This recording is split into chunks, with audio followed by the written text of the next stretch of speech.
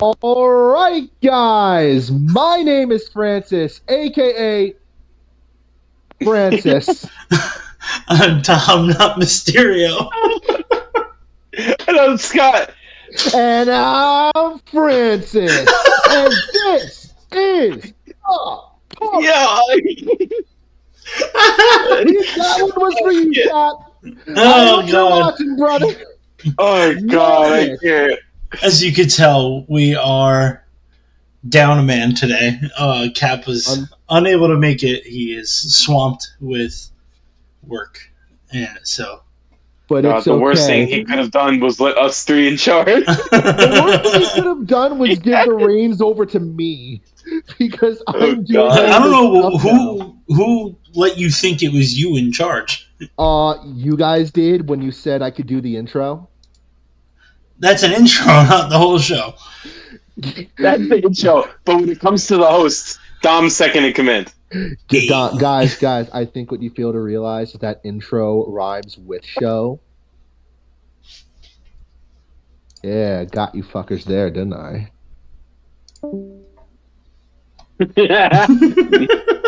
I love that. It's like, Oh god. Anyway, while we wait for him to come back. oh God, taking quite a lot. Yeah, I'm shocked it's taking him this long. There he is. There he goes. Took you You guys quite a mentioned bit. I had to close my window. Okay. Anyway, So we're back. Like everyone said, newest episode of the Push live here on Twitch. Here to round up all the weekly wrestling roundabouts, as it were. Gentlemen, what do you got for our loving viewing public? Because I got something if you want me to start. Well, no, well, I'll start this one, and I really hope, I pray that Cap is watching right now Oh God. because it's time to mention something that was 3 weeks ago, got into a humongous Okay. argument, and then a week after, he Oh refused to boy. admit I was right, and then we have further development on this Intercontinental Championship story, and the fact that it's exactly how I said. If it goes back to Braun, it's gonna ruin the title because it makes no sense why he keeps switching back and forth every few weeks. It shouldn't be doing that. I have I a mean, suggestion. Okay. it's making it Continue, made Jay please. look weak. It makes Breaker looks weak because we all know he's gonna lose it again soon because they don't have his future plans doesn't involve that title. So like I don't know.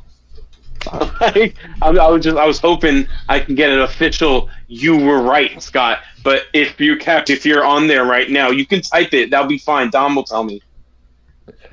Okay. Dom is I guess I'm gonna have to go in.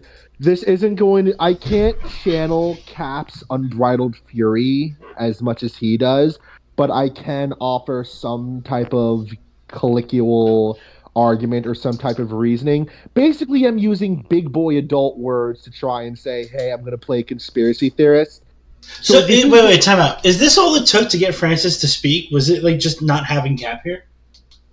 no, I'm like that when you're gone too. Yeah, I'm like this when you're gone too. he feels in good when we're missing someone. Mm. But like, let me play devil's advocate conspiracy theorist for you, Scotty. This and again, this is just me shooting for the moon right now. I should replace my Terry hat with a tinfoil hat. The best possible like conclusion I could come to as to why Jay and Braun are playing Intercontinental Hot Potato is, let's be real here. Now that Jimmy's back, Jay is probably going to reform the Usos with him, and they're going to put him back in with a Bloodline feud. And they're like, oh, well, like, can't bring that in, or else that'll just be side bling for a story that's not focused on the Intercontinental title.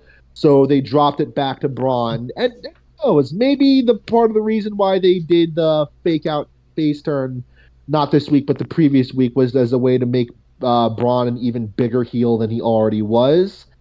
But yeah, like the best possible conclusion they come to with Jay dropping the belt to him is like, They need him for the Bloodline Civil War.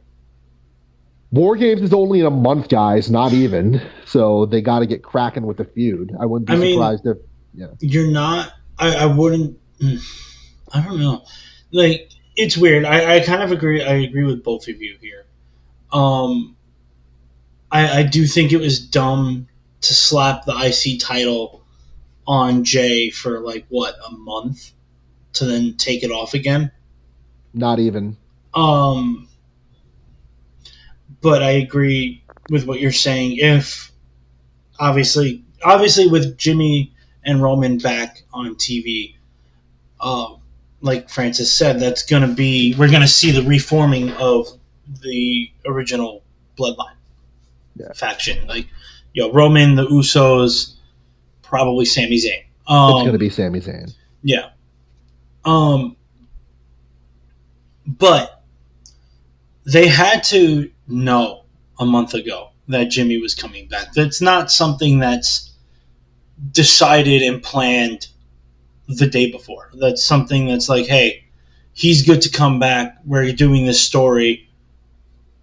We'll do this week, Exactly. Yeah, so they knew he was coming back. They knew Roman was coming back. There was no reason, I think, other than politics, to just slap a title on him. So give him that. The IC belt. Give him the IC title so he has a singles title for the first time in 14 years in his career.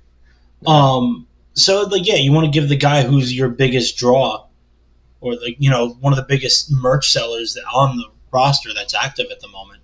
Yeah, you want to give him a rub. You got to give him something. You can't just keep making him lose when it counts. So I get it, but I think they should have let him hold the belt a little longer. Especially, I don't see him going back to Roman and Jimmy right away. Like, that's going to be drawn out.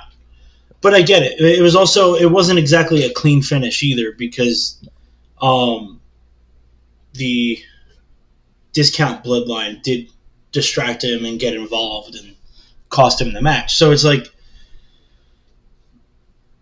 I don't know. It's just a double-edged sword all around. I'm glad that Braun has the title back, because I don't think he should have lost it in the first place. Same. But it is what it is. Yeah. But we did get one good thing out of it, if I may say. I think a standoff that I haven't seen so hyped in a while. In Jacob Fatu and Braun Breakers staring down for a good 5-10 seconds. Yo, that is going to be such a good match. Okay. That's a future match right there. Facts. No, 100%. If Survivor Series, well, they can't do it Survivor Series, because the main event of this year's Survivor Series is definitely going to be Bloodline Civil War Games. 100%. But I can definitely see, like, the two of them having a mini match in the Rumble. Oh, yeah. No, without a doubt. Like, they're going to go at it during the Rumble. And then maybe we'll get a little something. Maybe you get Jacob Fatu going after the IC title, and we'll have, like, a Jacob Fatu Braun Breaker title match, which I would pay good money to see. I can tell you that. At WrestleMania, they could bring back that thing where they had a SmackDown guy and a Raw guy go at it. And then, like, with the way things have been, that's basically how every match is anyway. Yeah. But they still claim that there's a brand split, but I don't. Unless you're a Bloodline boy. I guess. I mean, they've been better about the brand split lately. Like, they're not really doing a lot of crossovers. Yeah. The only ones I could say that have been crossing over, other than, like, the Bloodline, have been, like, Cody.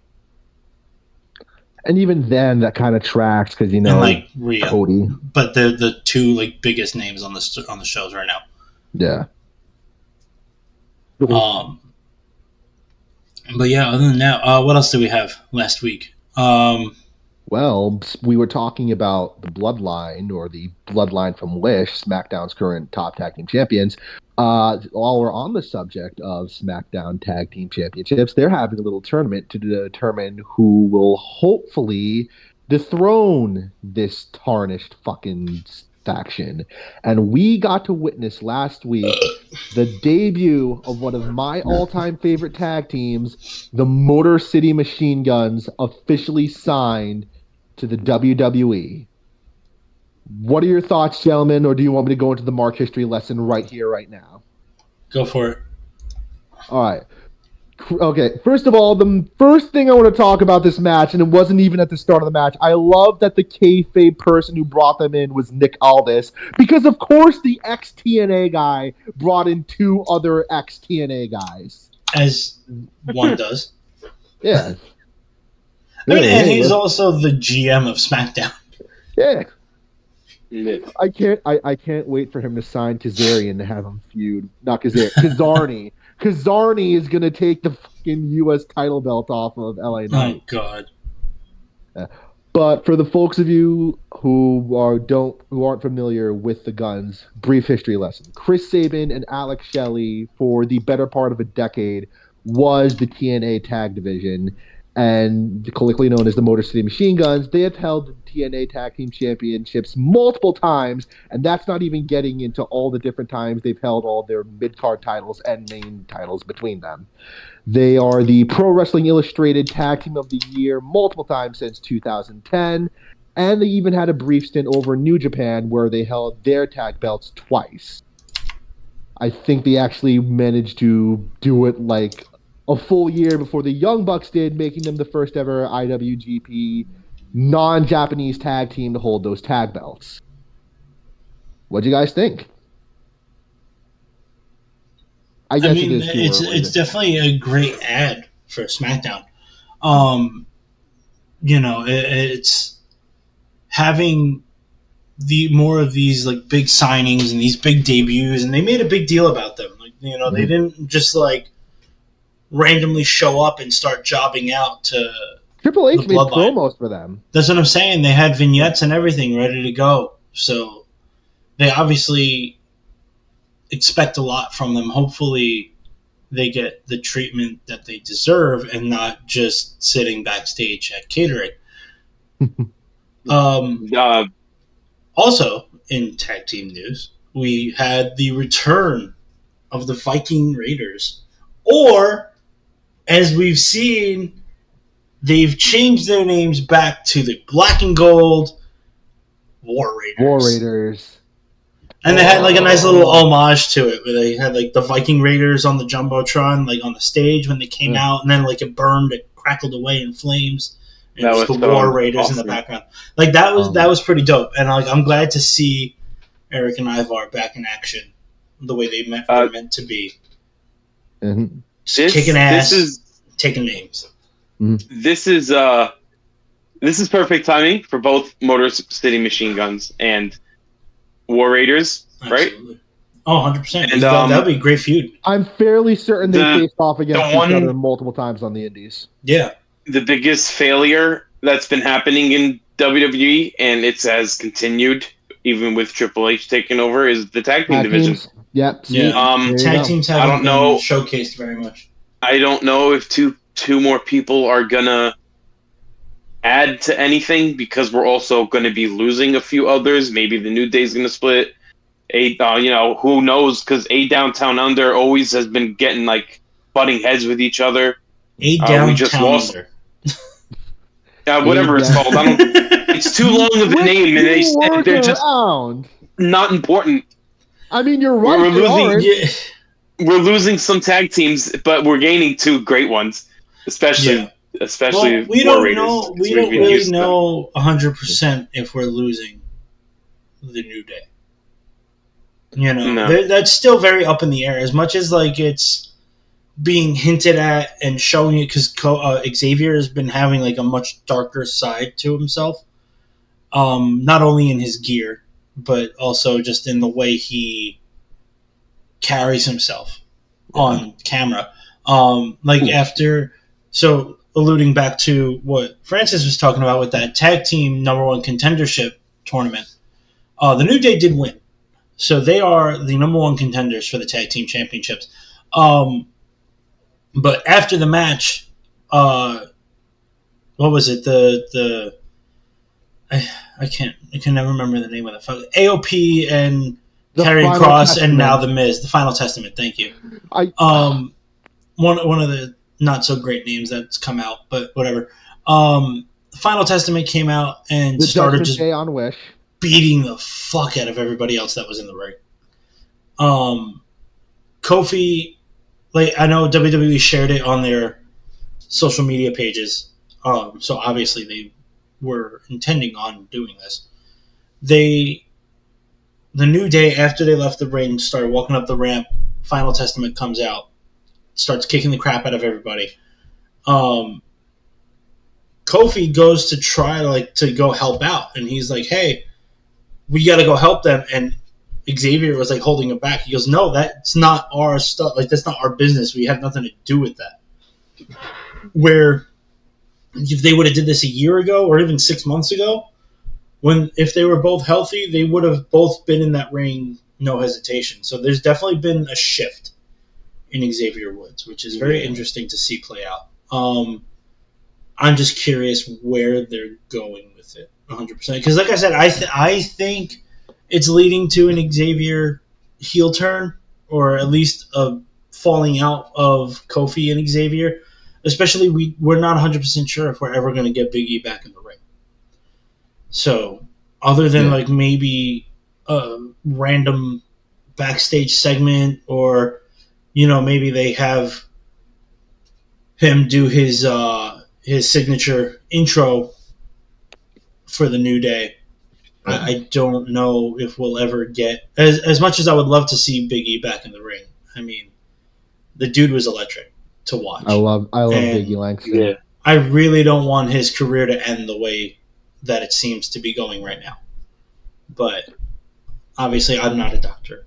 I can't make these decisions. I can sit here and fantasy book all I want. That doesn't change anything. The dude is lucky to be up and walking, let alone lifting, working out in the gym. Right. So, I mean... Yeah. He hasn't said anything about taking bumps yet, right? No, he's still waiting for doctors to clear. Yeah. Like, he's allowed to lift, but that's about it. That's it. He also seems at peace with it. Like he likes his career. He seems like he doesn't mind being like a announcer analyst, or whatever. Yeah. And right now he's an analyst, but I would love to get him on commentary. If he officially retires and goes to commentary, I would be okay with that. That would be a good face commentator. We need one. 100%. We could use more face. Even though we do need a heel one, but yeah, but you know what? You can put him. You can very easily put him because, like, what is it? You got Corey Graves and Michael Cole on SmackDown. Yes. And then Raw is Joe Tessitore and Wade Barrett. You could slap him on Raw with Joe and Wade Barrett. I mean, Joe Tessitore's been doing a lot better. Like, his first week was a little rough. Yeah. But he's gotten better over time, over the past couple weeks. He's growing on me. Yeah. And you have Bad News Barrett who can be the heel commentator. I was going to say, Wade Barrett is a great heel commentator. And then you could have E, who has that history. Mm-hmm. That man can never be a heel anymore. No. After the New Day, I can never picture him as a heel. So he would have to be the babyface commentator. And then, especially... we got to wait for Pat McAfee to come back. College Game Day has to be over, and then he'll come back. Speaking of commentators, another little hitch of news that I saw in the past week or so, Michael Cole has signed a multi-year extension. Who could have seen that coming? Listen, I thought he was going to retire. Honestly, I thought he was getting ready to retire. But I think having Vince, if Vince never left, he was going to retire. He's in too deep. Not even that. It's just you could tell he's having fun again. He's back to that mentality of just fucking being in it. Because Triple H isn't constantly feeding him dog shit lines like fucking it's boss time. Fucking every 5 fucking seconds. Mankind. Yeah, exactly. He doesn't seem as miserable. He's having more fun. He's a lot looser than he's been in the past decade. It's like when he was with Taz back in the Exactly. Like, if you look back at when he was with Taz, he's like back in that era of Michael Cole, which is really good to see. You know, because I mean, he's probably one of the hardest workers on the roster. The man doesn't miss a show for anything. Yeah. I think he's in his 20 years of being a commentator or of on-screen personality. I think he's only missed like 2 shows. I mean, being like the main commentator for like any wrestling show is like super, super demanding. But that's what I'm saying. Even when he wasn't the main commentator, back when he was just Taz's like sidekick, you know, because back then, like you look at back in the Ruthless Aggression era, in the Attitude era, you know, of everything. Who do you think of? You don't think of Taz and Michael Cole. You think of JR and King. Jerry the King. Yeah, and JR. But I still remember Michael Cole. I just feel like I always remember Michael Cole as just the little bully. He was a little analyst that like, oh, how can I get a? Yeah, he was like the play, little. how's it doing? He was the dweeb. He was like the coach before coach. Yeah. You know, and then he got to go into being the commentator, and then they bullied him there. Yeah. Another rarely underrated commentary duo from the Attitude Era is JR and Paul Heyman. Yeah, oh yeah. Yeah, that shit was hilarious. But that's what I'm saying. Like you look back at those days, and like you don't think of Michael Cole and Taz. Like, don't get me wrong, they're absolutely fantastic. Not to discredit anybody. No. As much like it was a different era of commentating, and you know, obviously Cole wasn't the lead guy. Yeah, the lead guy was very clearly JR. Like he was the head of talent relations. He was the lead commentator for every show because he was the most like the biggest personality there. Yeah. But now, you know, as they left and trickled out, now Michael Cole steps up and he's the main guy. And he's been the main guy for the past like 15 years. It's really fitting too that they have him doing head commentary for SmackDown again, because like when he was doing commentary on SmackDown with Tazkin, like we mentioned earlier, that's when we really got to show like his stuff and how good he is at doing commentary. Absolutely. So it's fitting that he's back on SmackDown. Yeah, because he keeps moving around. It's like, you know, they had him on Raw, then he was doing. I think there was a chunk of time where he was doing both shows. Yes, that was when they got rid of the brand split for the first time. Yeah, it was Michael Cole. It was basically Michael Cole and 2 other guys. Yeah. The other 2 were exclusive to the shows, but Michael Cole did everything. But I think now they trust Wade Barrett to be on his own, especially he has Joe Tessitore, who's not used to that kind of role. Oh, and also, as we just got in the news like yesterday or a couple days ago, we got her back. We upgraded from announcer. We upgraded. As amazing as sounds, as shocking as some people may seem that to be, but yes, I love that Lillian Garcia is back. I love Samantha Irving, but I don't know, the overdramatic, like some of the overdramatic stuff was a little like, yeah, come on. Like, that's the point. That's the whole point of the ring announcer is to build hype. No, I know, but like it was just, I don't know, it's just like, all right, you're doing a little too much there. Like, I don't think it was too much, but as Scott was saying, Samantha Irving did end her time with the WWE. Basically alluding to focusing on maybe a singing career. I also wouldn't be shocked if she winds up in AEW. I don't think that's it. Her man's is there. That's where I instantly thought she was going to be. No, but I don't think so. I think she's been building up her singing career for a very long time, so I wouldn't be shocked if she's just focusing on that. It wouldn't even be the first ring announcer to have their own album. Exactly. But yes, we do have Lillian Garcia back, a legend in terms of ring announcing from back in the day. Is she in the Hall of Fame? I don't know. I don't think so. She should be. I love Lillian Garcia. I'm gonna check. But the last thing I've known of her was that she had to leave because of family complications. Yeah. And that was a while ago. And that's the last we saw of her. And then we got some lot of people. We had JoJo, Mrs. Bray Wyatt herself. We had Samantha for a long time, Jojo Siwa? No, you fucking idiot. but she did show up to like an episode of Raw once, so he's for once not too far off. You guys God don't damn it. mind, right? What are we going to do about it? Dude, I don't give a fuck. Right. I don't believe she is. It looks like. So no. I've never heard anything of it. No, She I don't should believe be. Lillian Garcia. I don't think there's any ring announcers that are in the Hall of Fame. Other than ring announcers, no, but like backstage interviewers, yes, Commentators too. and commentators, yeah. But Huh, that's I know so like weird. Mean Gene is in. Howard Finkel is there. Yeah, believe. I'm pretty sure the Fink is in, but I don't know. But that's because he's the. He has to be. Yeah, he has to be. I mean, it's the Fink. How do you not have him in the Hall of Fame? Yeah. If they don't, I would be genuinely surprised. But No, I remember the night they inducted him. He's there. oh, okay. We have nothing to worry about there. But yeah, what else? The Miz is heel again. So that's Shocking. good. Well, actually, that's not shocking. What's shocking is that he actually joined. What's shocking Fight is that it took so fucking long. they were. I can't. But it's crazy how no matter we all love the Miz. Everybody loves the Miz.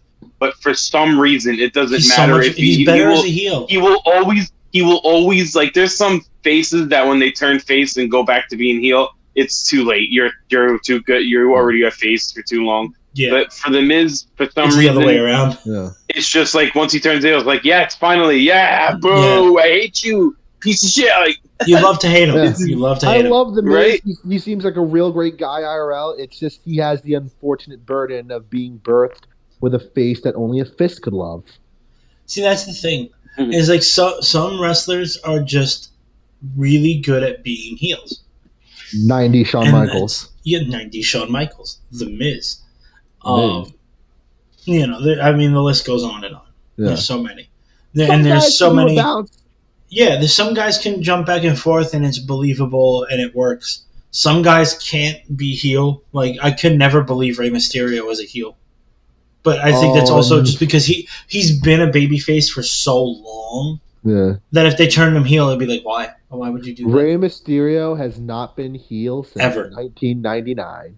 Ever. In the WWE slash In WWE, WWF, never. Never. He hasn't been heel since, WCW. if WCW. When he was at the Filthy if you Animals. guys- It was dumb. if you guys are talking about people turning heel, Uh-oh. I got the perfect topic for our fellow Guide Francis to turn heel on, No. because you've been very positive. And the thing about me Yeah, is what I a love fucking- bringing chaos to people sometimes. You And love bringing chaos to me. and this was a couple of weeks ago, or have any long, but that's how long it was. A couple weeks ago when I saw the video, but I wanted to talk about this. Kishi has a podcast, Big and Keith. he responded to a Vince Russo comment about Jey Uso and the Intercontinental Championship. In quote, I don't understand, dude.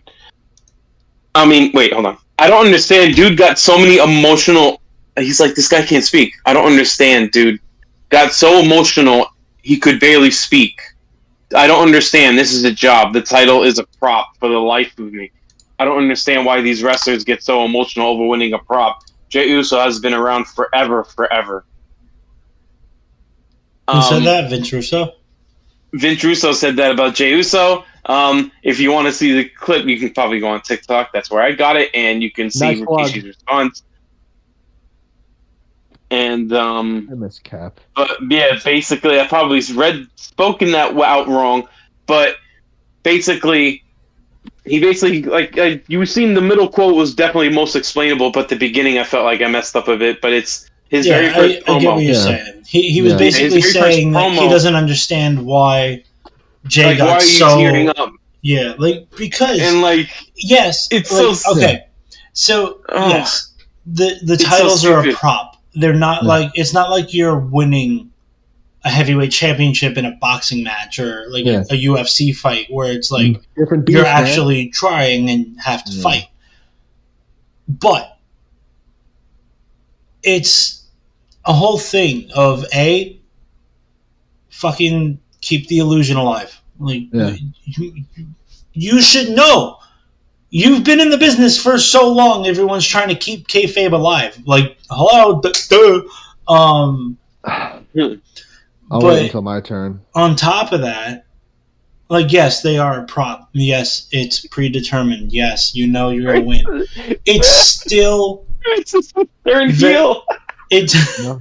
it's still very much a major accomplishment because that means you worked your ass off and the company trusts you enough to give you this prop, to give you that title, to say, hey, you're going to be the face of the company, even though it is an intercontinental title. And yes, you're a transitional champion, whatever. Who cares? You still get to bring that fucking belt home. Because guess what? I would be emotional as fuck Especially if I with were the in his redesign. shoes. Not even that has nothing to do with it. But like in general, I would be emotional winning the fucking 24/7 championship if I made it to WWE. Like I mean, like this isn't like this is one of those moments where someone takes it to another level that it doesn't need to be. Because it's like why are you so like let the guy fucking be emotional. He won his first singles championship in 14 years, his entire career. Let the dude be emotional. What's the big deal? What happens? Oh no, wow, oh, ooh. He's emotional because he won a big piece of gold on a leather strap. So? Still a fucking accomplishment. Yeah, okay, he's one of the most decorated tag team champions of all time. But guess what? Now he just proved to A, not only himself, but B, the company that they can trust him to do it on his own without his brother. That he doesn't need somebody to help him win gold. I'll go last. I kind of really excited to hear Francis go because I Go can ahead, just sense Francis. the anger coming. Well, Scotty, look, I know what you're trying to do, and like I hate to disappoint you, but like if you're expecting like another legendary Super Saiyan Blood Rage rant, I'm sorry, I don't have another one of those in me. Least of all for fucking Vince goddamn Russo, because like, and keep in mind, like every Vince Russo story is the same, guys. He says something Stupid. ass backwards stupid, and everyone else who, whether they're in the business or not, says that is the dumbest fucking thing I've ever heard you say, and you came up with a stable called Sports Entertainment Extreme. Get it, bro? It spells out sex, bro. Like I just Like we're talking about the dude who ruined WCW. we're talking about the dude whose biggest idea of quote unquote shooting on Vince in TNA in 2006 was a stable called Voodoo Kin Mafia. VKM is calling out VKM. We're talking about the dude who invented the Viagra on a pole match. We're talking about the dude What? who. That's Yeah, no, that was a greatest. thing. That was a thing. I've never heard of that. That's Yeah. It insane. happened. It happened. Viagra on a pole match. We're There talking was a about- lot. There was a lot That's of. crazy. There was a lot of insert item on a pole match. on a pole match. We're talking about a guy. Tell me this dude wasn't doing coke. Like, I will not fucking believe you. He was doing methylene dioxide. Like he was doing some fucking crazy shit He was to doing come some up with hard- let's put a bottle of Viagra on a pole, and the first person to grab it wins. Like what? No. And then What? like a week later, he topped himself, Scott. This motherfucker said, "No, bro, I got it. This is how we're gonna beat Raw, bro. We're gonna take Buff Bagwell's mom, hold her hostage, and chain her to a forklift. And if Buff Bagwell loses the match, his mom will be driven away on the forklift." To seemingly That's die. true. Kayfabe die. And lo, it came to be decreed from the heavens above in Vince Russo's trailer outside of Ted Turner's house That is how we got the Judy Bagwell on a forklift match. Bro, don't lie to yourself. It wasn't in his trailer outside Ted Turner's house. It was in Ted Turner's house while he was on his knees doing a line of blow off this dude's cock. He was like, ugh. I like to think that Ted took one look at Vince Russo and was scared he would catch something off of him and he could let him get that close. Hey, he's too greasy for that. Yeah, I guess you're right. No, we didn't even get to the best part when he made David Arquette no. champion. I know that was supposed to be a joke, but I hate that it worked. Okay, you knew about that one. Yeah. Here's the thing. This is actually really great because it gives me a great idea, and by next week's time, I'll have a title for it. But I'm thinking about trying to follow Vince Russo on every platform and making this a segment. And I will think of a title by next week of a segment. How to get blocked by Vince Russo? I have no clue what the title is going to be. I'm going to hope it's going to be great for people. Scott on a pole match. Scott on push on a pole. Scott on a pole. The push will have Vince Russo segment. First time ever a Vince Russo segment. Just for him. Just for you guys too. I mean, hey, we'd be like the 1/1000th of 1/1 of 1/1 to just talk about how much Vince Russo was a geed. It kind of makes sense coming from him. I mean, he's never really succeeded in anything. Because looking at his future... Bro, he made Gold Dust, quote unquote. He did make Gold Dust, yeah. Unfortunately. But... Yeah, okay. I don't understand, like, you're winning something that you worked your entire life for. I mean, yeah, he's a tag team champion, but everybody dreamt of being a solo champion. A singles champion. No matter if you grew up like Jey Uso with your brother doing, and we'd be like, oh, we're going to be the best tag teams, or like the Hardy Boys. I bet you Matt and Jeff Hardy as well has had dreams of becoming a solo champion instead of. And they did it. They both won singles gold in several companies. I loved the Intercontinental belt as a kid. So but that's what I'm saying. The IC title was almost as important as the world titles. It's in my opinion, it's definitely more important than like the U.S. Championship. Yeah, or at least until like when, except for like when John Cena was doing like the Open Challenge, he really put a lot of value to it. The Intercontinental Championship was so important back then. Yeah, because it was the workhorse champion. It was the segue to being the main event guy. We got the best fused championship in wrestling history. Was when Chris Jericho won and got those two titles. That wasn't that. That was the best. No, the Undisputed... I mean, I agree that was great, but that wasn't the WWE belt and the IC belt. That was the WWE Championship. And wasn't there an IC one? Nope. There was a time where I forgot who it was. Someone won had the IC championship. It's Intercontinental too. I don't know. Yeah, no. The old Attitude Era belt looks like the Intercontinental. No, it's not that. I know what Scott's talking about. There was someone who won. They were the IC champion. They won the heavyweight championship. Ultimate Warrior. They told him he had to drop one, so he dropped the IC title. Yeah, that was the Ultimate Warrior. Yeah. But like it even goes even deeper. But even so, there's many stories of the Intercontinental being as important as it was. That's what I'm saying. The IC being title more important as it was what it is now. Yeah, that's what I'm saying. The IC title was always the workhorse championship. It was always the one where the mid-carder who's trying to become a main event guy.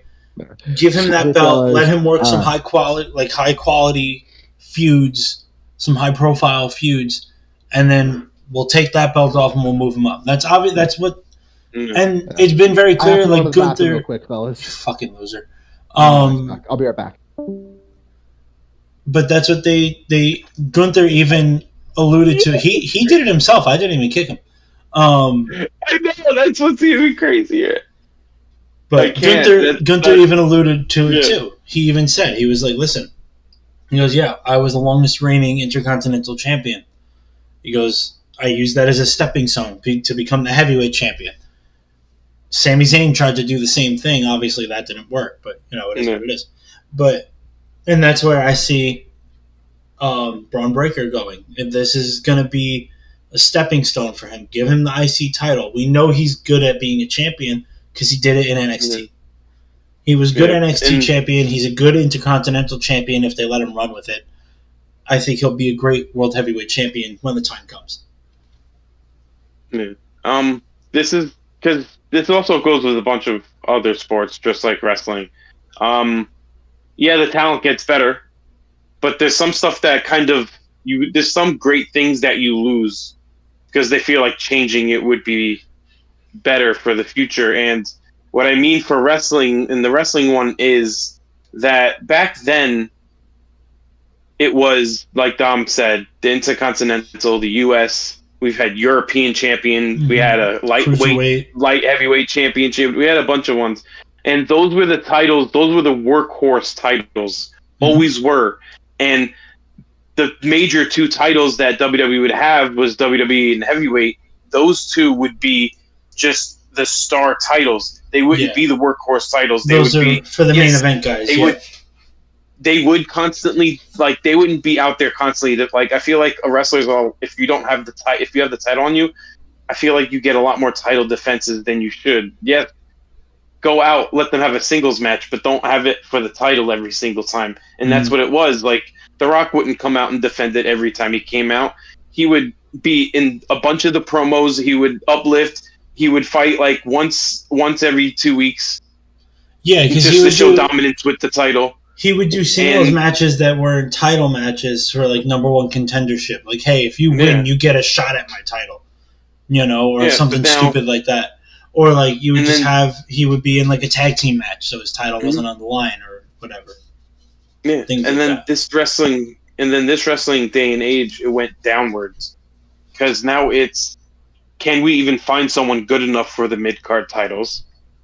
Yeah, the major two titles have to be the workhorse titles, but yet they're also still developing the system of I don't have to defend it as much. I don't have to. It's not only defend it as much, but I don't have to show up as much.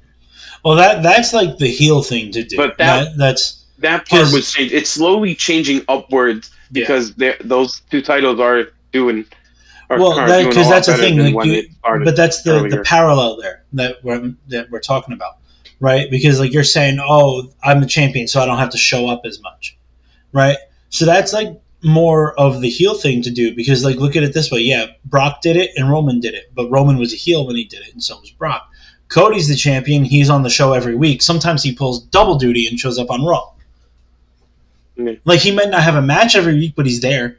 And they make it known that he's there because he's involved in storylines. I'm tired of that concept of the heel. I like the heels better. Like, Jericho was always out there. Yeah, like a dominant, shit-talking heel. Title. Yeah. No, I agree. You had Triple H that was constantly out and about, like, showing off the title and destroying whoever's out. I would never usually see with someone with Brock and Roman. That's also too much leeway. I was going to say we're also talking. Yeah, even under Vince, it was happening too. Yeah, Vince too. Yeah. It's not just Triple H, but it's also better for the wrestlers because you got to look at it.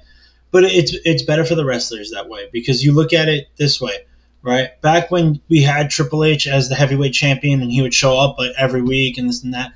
You got to remember, he was also doing house shows. He was working, like, doing matches 4 or 5 nights a week.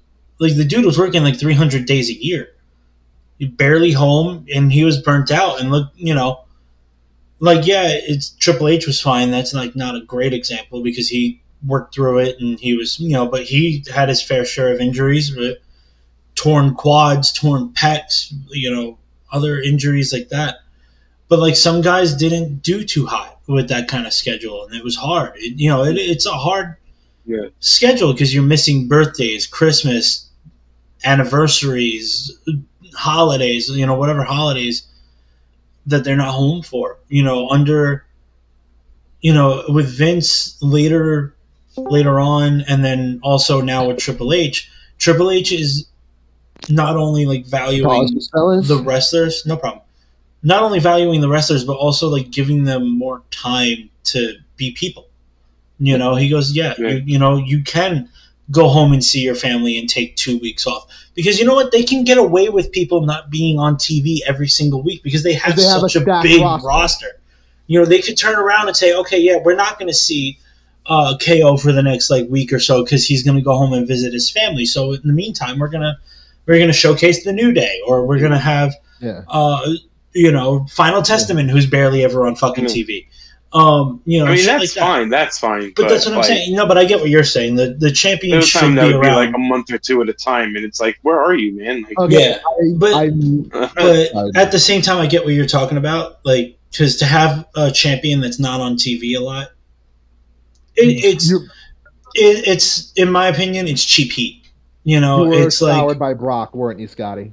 Yeah, no, but like Brock and Roman too. Yeah, but that's what I'm saying. But that's Roman more because Roman had it for 3 years and he barely defended it, and they're trying to make it seem like he's the greatest champion.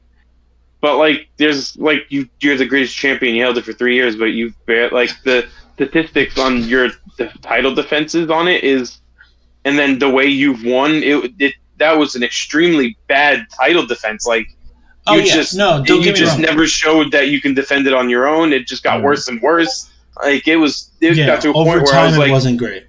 Mm-hmm. I understand every once in a while they helping out, but it was like on a consistent basis. Yeah. I will say this though, Scott, I totally agree. I will say this though, during Roman's reign, we did get that one match where they did the spot where Brock flipped the ring on a tractor and straight up tried to assassinate Roman. But we also have to remember, like, yes, he wasn't around a lot, but you also remember the dude was and still is doing chemotherapy for his cancer. So that takes a fucking toll on you. So he can't work every week. Yeah. So I get it. I'm not mad about it in that sense, but I don't think the title reign needed to be that long. If he needed to take that time off, like just have him lose the belt. It's fine. Move it on to somebody else. But I get it because you wanted that like iconic WrestleMania moment of Cody finally defeating the streak and finish the story, and it was the fucking never-ending story. But joke's dead. I won't sing the song. Don't thank worry. God. It's still going. But I get it. Scott, if you want to sing the song, go ahead. No. But you get what I'm saying? It's like he needed the time to take care of himself. He couldn't be working that strict schedule of even if he only did SmackDown, which he wasn't because he was jumping SmackDown and Raw sometimes. Yeah. But let's assume he did SmackDown and was there every single week.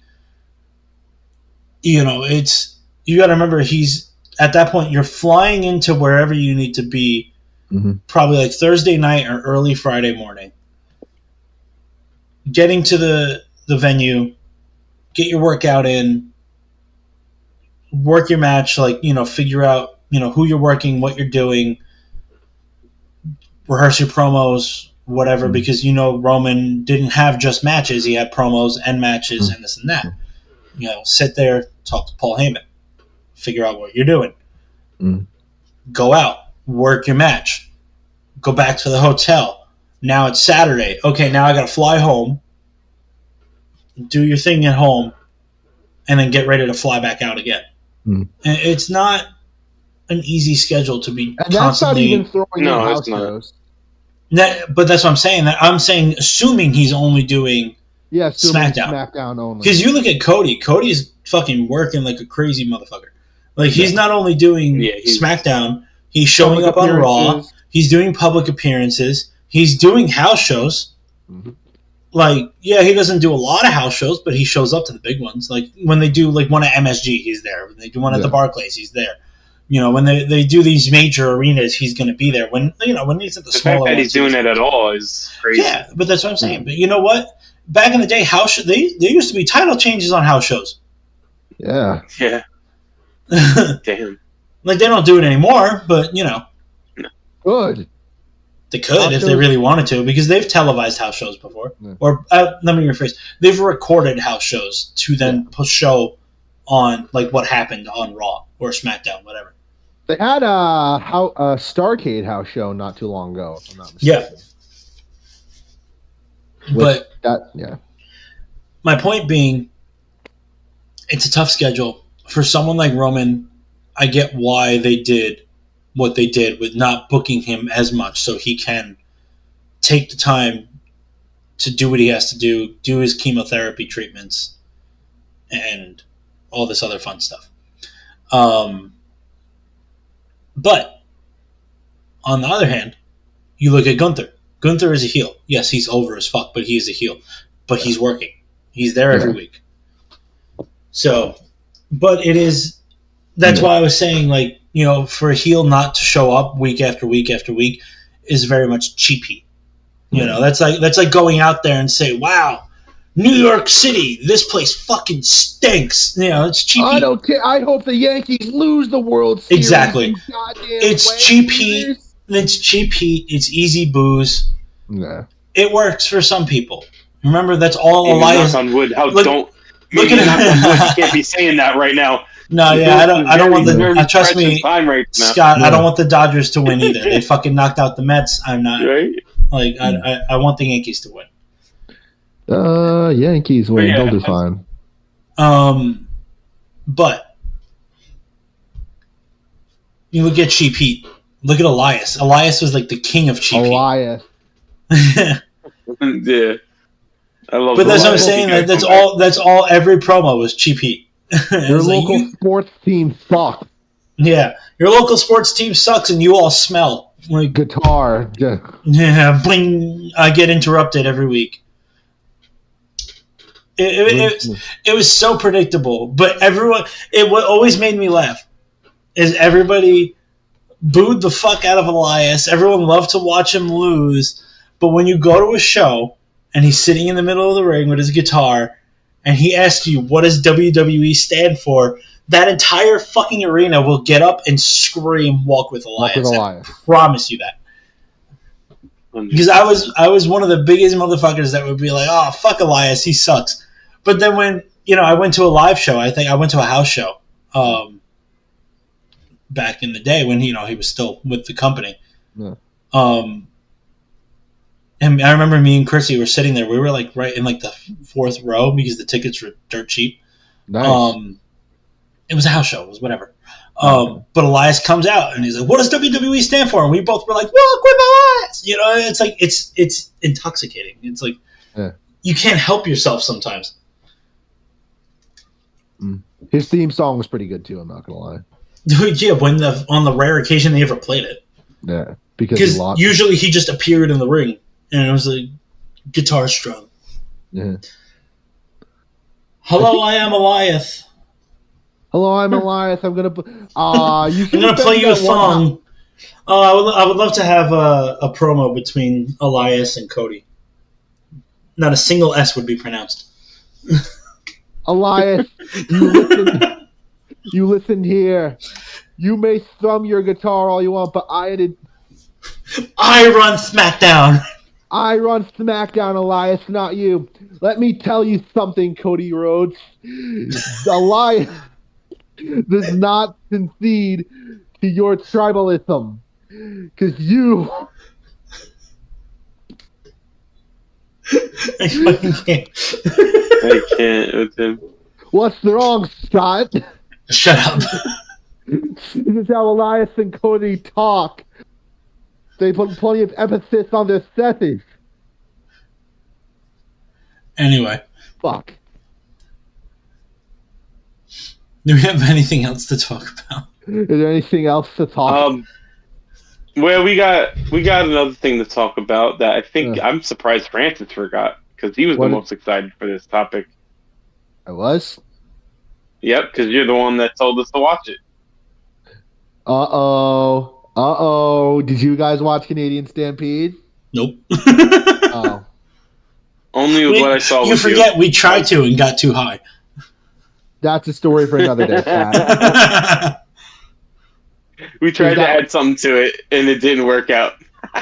We got high, and we looked at, and there were magic cards in front of us. Yeah. It was a recipe for disaster. There was the devil's lettuce and fancy cardboard, and then that was bad. That's all it took. Yeah. that was all she wrote. Is that what you're going to talk about, Scott, or am I missing something here? Well, he was going to talk about Canadian Stampede, But, it's also the Wyatts. Yep. We can talk. I'd love to talk about the Wyatts because now they have new victims, Yeah. and this one's going to be please separate them, destroy them, separate the group. They'll be better off separated. Them as tag teams, carrying Cross by himself. That's great. Yeah, Karrion I Kross actually needs think- to go back to being a single superstar. Yeah. I get what they were going for with the stable because Triple H loves his stables, but I don't see it working because you know what it is. I feel like it probably could work. You have a great combination of Karrion Kross is good on the mic. You got Scarlett, who's Yeah. eye candy, but she's also good in the ring. AOP is the muscle, and they're believable muscle. And then you got Paul Ellering. Paul Ellering, one of the Yeah, greatest I mean, managers like, of all time. Exactly. So on paper, it sounds like a great stable. Like, that could work. And now they have The Miz as another mouthpiece. And it's like, in theory, it could work, but I feel it doesn't get enough TV time or any kind of feud to really go off of to build. My issue with the Final Testament is like, what are they? What's their gimmick? What's their angle? Like, look at the Judgment Day. Oh, okay, a bunch of motionless and white fans. Got it. That's not a shot. I like motionless. The Bloodline, all the high. They're all related. Yeah, they're all related. Like, they all trace their bloodline back to the High Chief. Mm-hmm. I got that. What's fine? The Wyatt Six. The Wyatt Six. The brainchild of Bray Wyatt, and yeah. What is the Final Testament's deal? That's what I don't get, because like they all have their stable, which is they have the Final Testament, but there's nothing that links them together story wise or anything else other than the fact that they all say that they're part of the Final Testament. Because you look at it this way, AOP is still just AOP. Like nothing changed about them. They still wear the same combat vest, the same tactical pants and boots. They're still just AOP. Karrion Kross is still just Karrion Kross, accompanied by Scarlett Bordeaux. Oh, excuse me, she's in WWE now. She's just Scarlett, because God forbid anybody had a fucking last name. It's like, and then The Miz, and it's just The Miz. Yeah. Like at this point, it's just like they tried to make their own version of the Sinister Six, and it's just not working. And they don't have a Spider-Man to target. Yeah, exactly. They have nobody to feud with. Yeah. Yours is kind of like a religious type of undertone group. And like they're the lamer version of the Judgment Day. And I never hear you talk anything in that category of like The Undertaker's Ministry of Darkness. Like, he had a concept, he talked, he did certain stuff like he would because of his character. It would be great if you came out and the girl. It would be great if you targeted certain wrestlers, like you were targeting people. But it would be great if you put the concept of like you would hold up like a note or an old fashioned like scroll, like a scroll. You would like, this is the Final Testament. Yeah, that would be the very ending of everything. Every promo would end with "This is the Final Testament." Crazy sentence that says you're gonna get destroyed or you're gonna get separated, like something like clever. They had so much to work with. Listen, they could have made it great. Honestly, at this point, let's look at it this way: WWE is looking for new writers. We should just apply. It's that simple. Right. It's that simple. Yeah. We'll just go apply. We'll move to Connecticut. We'll fucking work there. I know. We'll write WWE. We'll be fine. And then we won't be able to do this podcast anymore. Give us control of a talent, and we'll make them gold. Wait, no, I got it, fellas. This is what we do. We fake our deaths, apply for the writer positions under new pseudonyms, undo the fake deaths, continue the podcast. No one's the wiser. Check and me. Anyway, with that,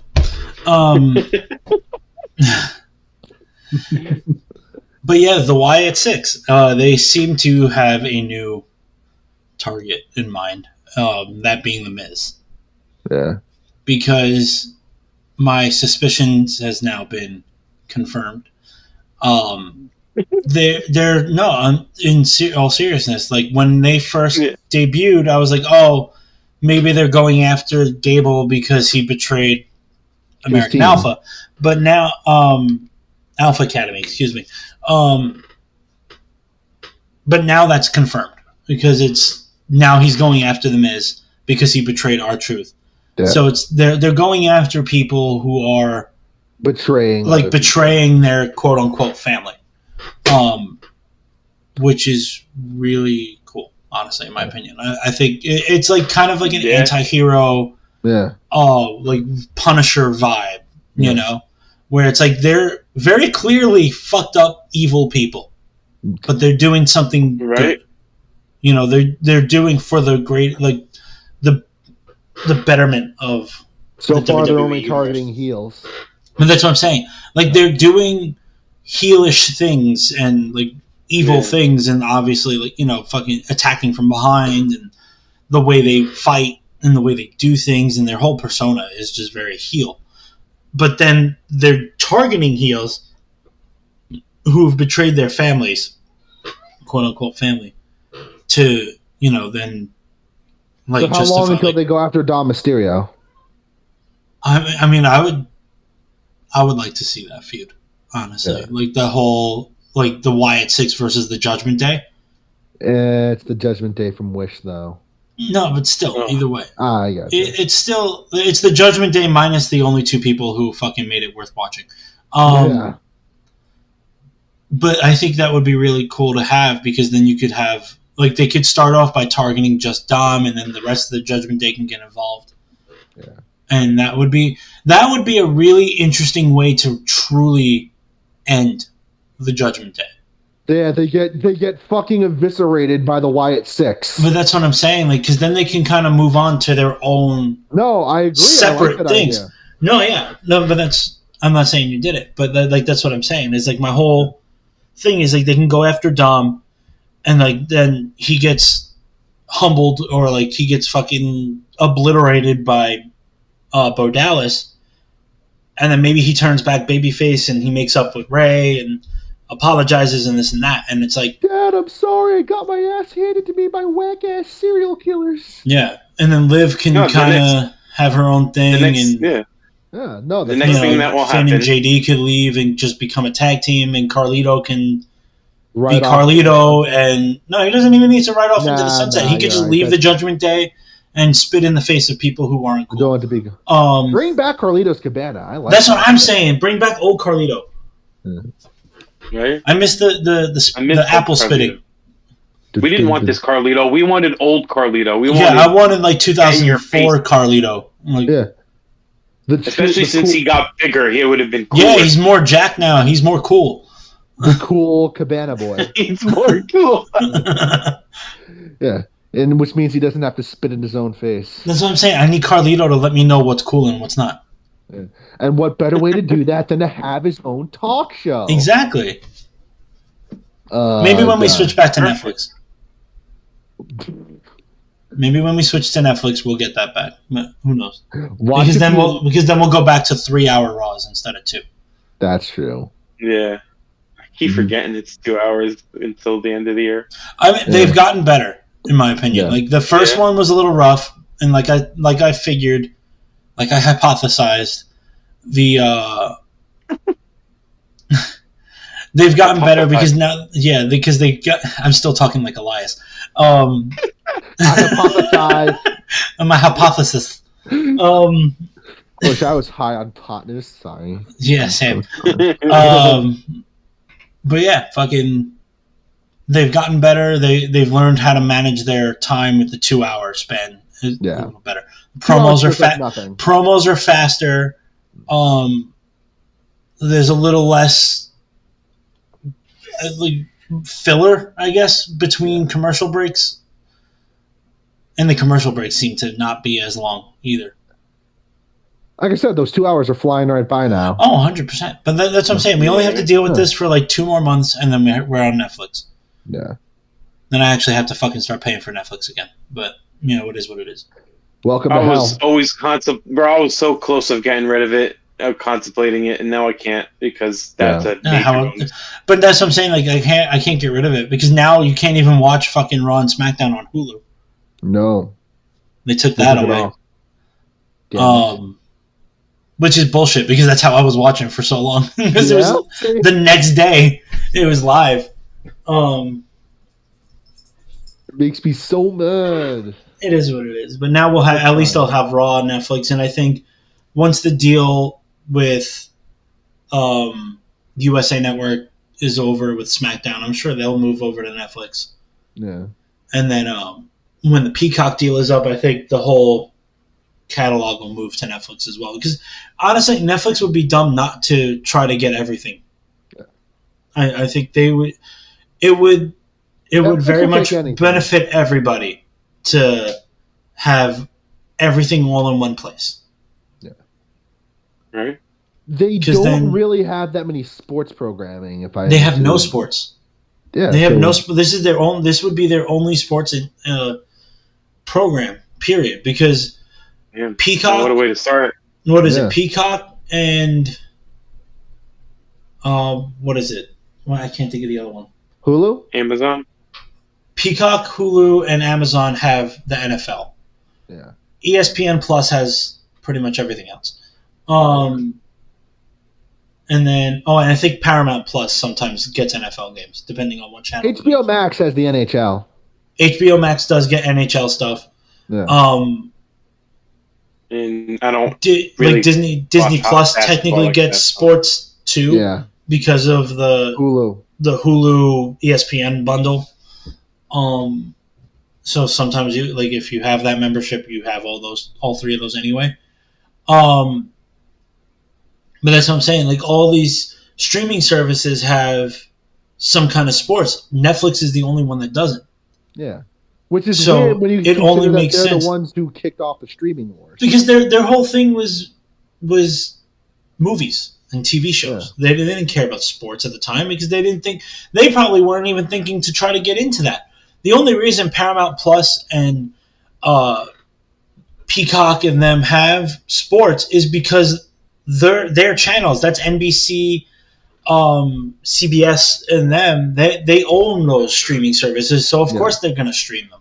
They didn't have to acquire anything that's already been acquired. That's already things that they've had on their channels. You know, ESPN Plus is just ESPN. Like, of course they're going to fucking show. That's their only content is sports. Hi, Batman. Hidden.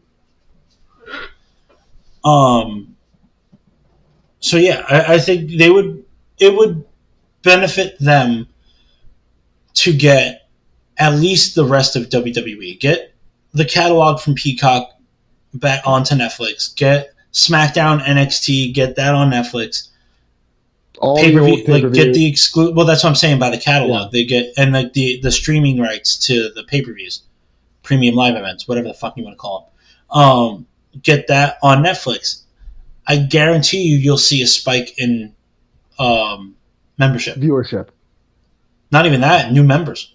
Yeah. Because I'm sure there's plenty of people that like WWE that don't have a Netflix subscription.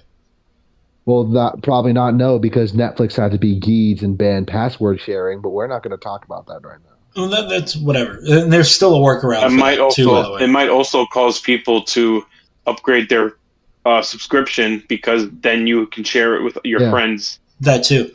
Well, yeah, there is a like an upgraded membership, I think.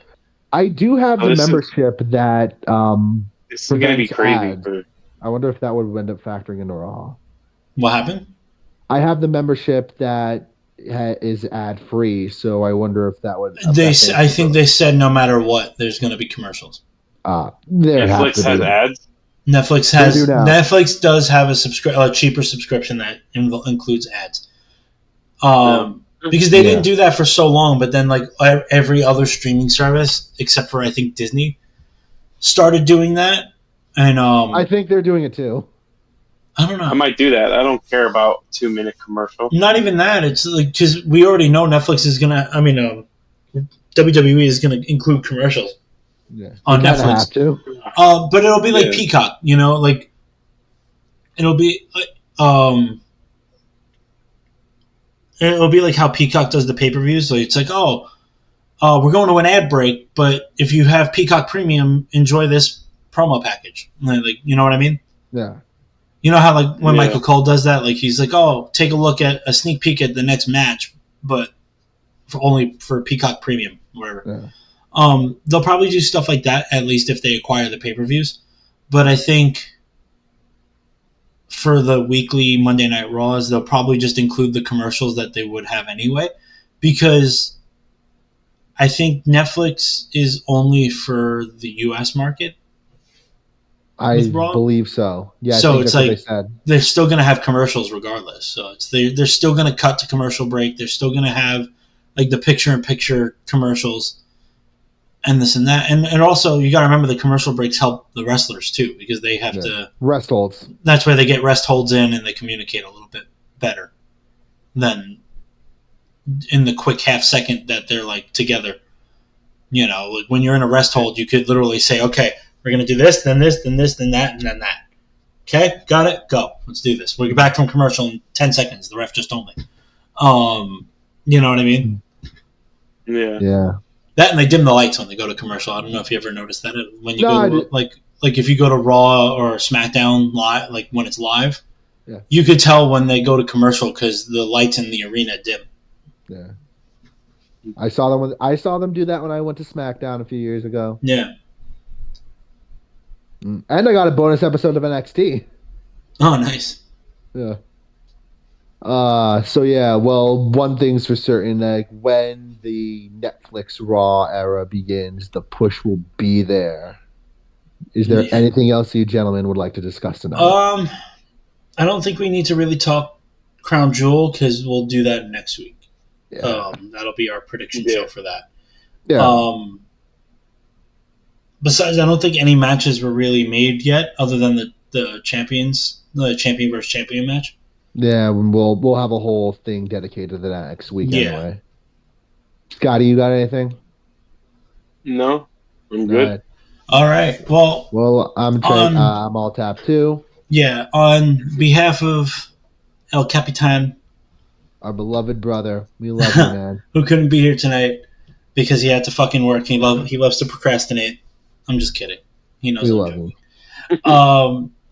I'm Dom. Scott. Fucking waiting. I'm Francis, I was and about from Francis. all Here we go. I'm Francis. From all of us here at the Push. Good night, world.